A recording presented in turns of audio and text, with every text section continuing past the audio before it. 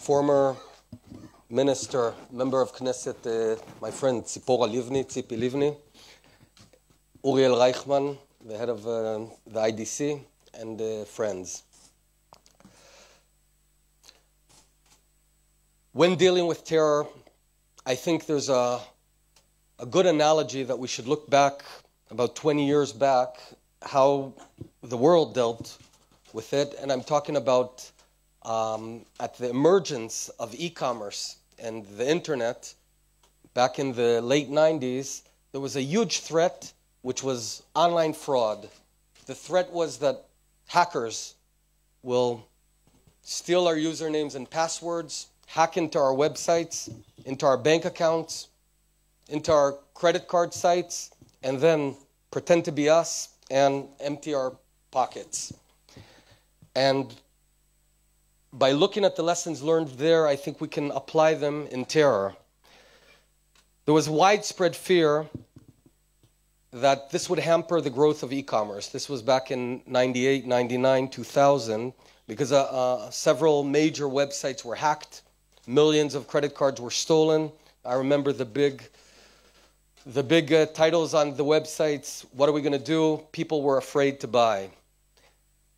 And there was an approach back then that if we erect bigger barriers, stronger barriers, that'll be the way to fight fraudsters. And I don't know how many of you remember, but do you remember those little dongles with a 4-digit PIN that you would log in? So the idea was that all customers around the world would use those dongles every time they log into Chase, Bank of America, you name it. And if you belong to 7 banks, you'll go around with a keychain with 7 little dongles.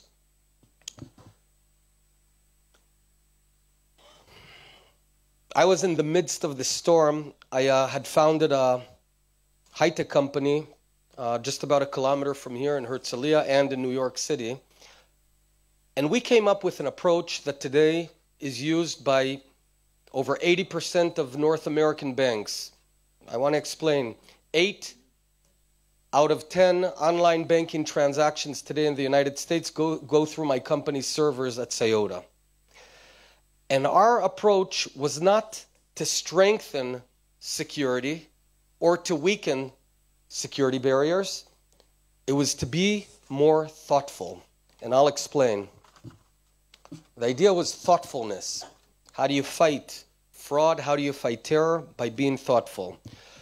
We came up with a patent called RiskBased Authentication. If you Google RiskBased Authentication patent, you'll see my name there. The idea was the following. Until then, 100% of the people that logged on to online banking, right? You all do that with your username and password. If you got the username and password right, you got in. If you got it wrong, you're out. And as we said, it wasn't strong enough protection, so they were going to strengthen that protection for 100% of the people with those dongles. And that would have been so cumbersome, so difficult, that many would abandon online banking and online purchases. Our idea was incredibly simple. It's so simple that you'll all say, oh, yeah, we take that for granted. But this is about 17 years ago, 16 years ago. The idea was the following. Everyone who logs in, let's say, Uriel, you log in, we automatically score this particular transaction based on its risk, and we apply security accordingly. So if, for example, Uriel lives, where do you live here in Herzliya? Tel Aviv. If he logs in from Tel Aviv and just wants to look at his bank account, that's a very low-risk activity. Come on in. But conversely, if someone with Uriel's username and password is logging in from Russia and trying to transfer $40,000 to North Korea, that would be a high score risk. And then we wouldn't allow it. We would call you up or ask you a few secret questions. That simple notion of risk-based authentication did not exist. It was binary, and we shifted it from a binary approach to a thoughtful approach. And because of that, we don't need the dongles. You can log in with your username and password. 99% of the times you'll get in. In the 1%, when you do something that looks strange, Yeah, we'll ask you further questions. And that's a thoughtful approach. How do we apply that on the battle of terror? Any security effort and the battle on terror provides us a tension between the level of security and the quality of life, the level of security and freedom and human rights. So I can get 100% security if you close down a country.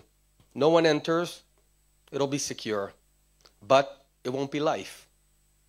And conversely, I can let everyone in and out, and that would be wonderful for convenience. You know, no scanners, nothing. But that wouldn't be very secure. Israel, which easily is the most threatened country in the world, has thrived over the past several decades by a thoughtful approach. The thoughtful approach, I'll give you one example. Securing public spaces, even a shopping mall. All right, you want to secure a shopping mall, you can put security guards all around and, you know, physically search everyone. That would be very inconvenient, and many people would choose not to go to the mall. You can let it open, but we couldn't because we had, and we still have, terrorists who sometimes want to come in. So here's what we do. I'll give you an example. Just last week I went to a mall. The guard asked me, "Where are you coming from?" That's a surprise question. He could ask me, "What school did you learn?" And he doesn't know the answer, but he's not looking for the answer. He's looking for my accent. He's looking for my intonation. He's looking to see, am I a high risk or low risk person? And based on that particular answer, he can adapt and adopt a different level of security and scrutiny. So if I'm your typical Israeli, just go in. But if I have a heavy Middle Eastern accent and I'm 23 years old and I'm male, he might very politely take me aside and check me for a few more minutes. It might not be politically correct, but it works darn well. And that's the approach, a thoughtful approach. When you're thoughtful, you optimize the convenience and security for everyone. I was in Manhattan during September 11th. I was on 56th and 6th Street. I saw the two buildings on fire. And I recall the first time I got on a plane in the States after was about a week after. I'll never forget, a grandmother with 3 grandchildren. She was checked just like anyone else. The grandkids were 10, 11, 12, something in that ballpark. Clearly she's from Oklahoma or Nebraska or God knows where. What is the security risk of this grandmother? It's really zero. It's near zero. And the notion that you check everyone and you scrutinize everyone equally doesn't make sense. A, it's extremely inconvenient, and B, it wastes your resources, and then by the time you meet a real high security threat, you're already exhausted. So that's the wrong approach. Again, a thoughtful approach. Give you another example. In the latest round of violence here in Israel, it's a new form of terror, viral terror. It's a bit different in the sense that it's not centrally organized, funded, executed. It is, at the beginning, centralized inspiration. It was Al-Aqsa is at risk, all right? That was the rally cry. And I know ISIS is, we need a big grand caliphate. But this general theme inspired many individuals, usually deranged but not always, to go out and conduct terror. And ultimately, it abated. Slowly it got weaker and weaker. When we analyzed I think the number one factor that calmed things down was the fact that most attacks didn't succeed. And success means the terrorists succeeding in killing a bunch of Jews and, from his perspective, hopefully getting away alive. What happened de facto, after an initial difficult period, was that an overwhelming proportion of the terrorists got killed without killing us. How do we do it? Many actions, but if I had to pinpoint one of them, it was really the Israeli public and police and security forces that got every event finished within a minute or two. How do we do it? We spread weaponry. But should we spread many weapons or a few? A lot. More or less? The answer is we should distribute weapons thoughtfully.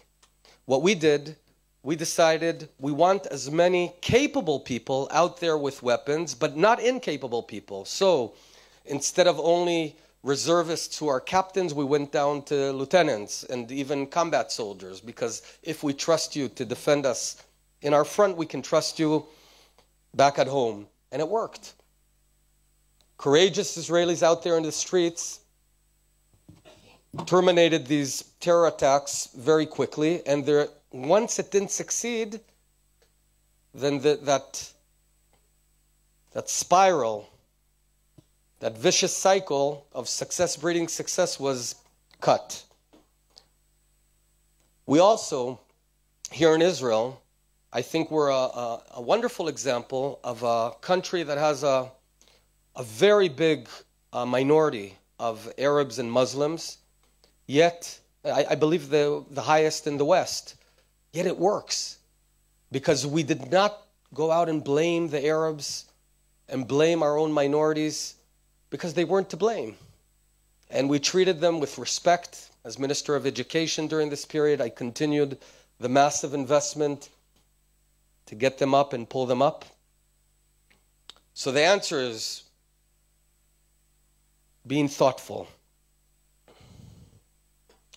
Another element was the stoic and strong response of the Israeli public. The Israeli public was strong, did not enter hysteria. You saw people engaging when an event happened as opposed to running away. So I think in many ways it was the Israeli public, this time, very interesting, that defeated terror. I want to finish with one message to you. Look, Israel is the world's front post in the battle of terror. No nation is as threatened by terror as we are. We've got Hezbollah in the north. We've got Jabhat al-Nusra in Syria. We have ISIS in Sinai, and we have Hamas in Gaza. 4 of our frontiers with the deadliest terror organizations in the world, yet we're thriving. And we're leading the battle because we're here and we're not going anywhere. By being here, we collect intelligence, methodologies, lessons learned, and we're out there fighting day in, day out. Yet, the very world that we're defending by being here continues to push us to divide and give up our land. You know, we've been fighting terror for 120 years. We're not going anywhere. We've been in this country for 3,800 years, and we're not going anywhere. My one request from you, coming from all around the world, don't push us to divide our country. Don't try and break us. Back us. Thank you very much.